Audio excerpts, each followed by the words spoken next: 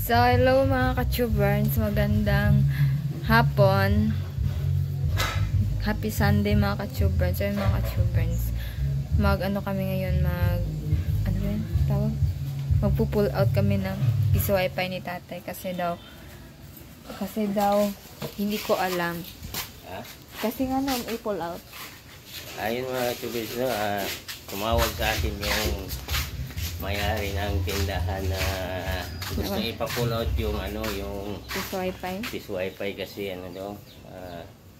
uuwi daw sila sa kanila. So siguro baka matagalan siya kaya ipa-pull out muna niya yung piso wifi.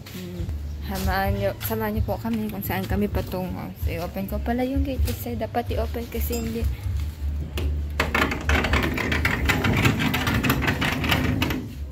Pangit ng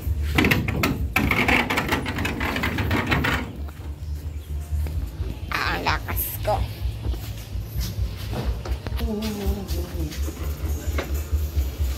Napakainit mga ka-tubers. Mabawi yung init.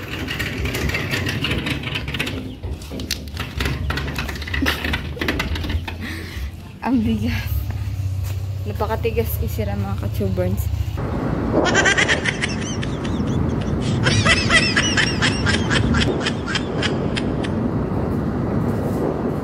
So, andito na kayo mga ka-tubers kung saan namin ipo-pull out yung piso wifi ni tatay.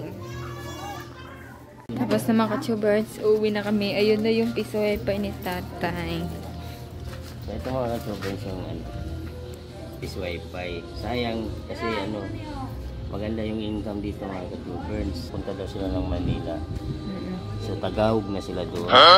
Pagiging Tagaog. Kaya mga ka-tubers, no, ito ilalagay din namin doon sa bagong pwesto na gusto magpalagay. Lilinisan lang namin, i-check lahat ng niya kung okay. Goods na. Diba? So, yun na mga ka-tubers. Hanggang dito na lamang po ang aming vlog for today. Maraming salamat sa panonood.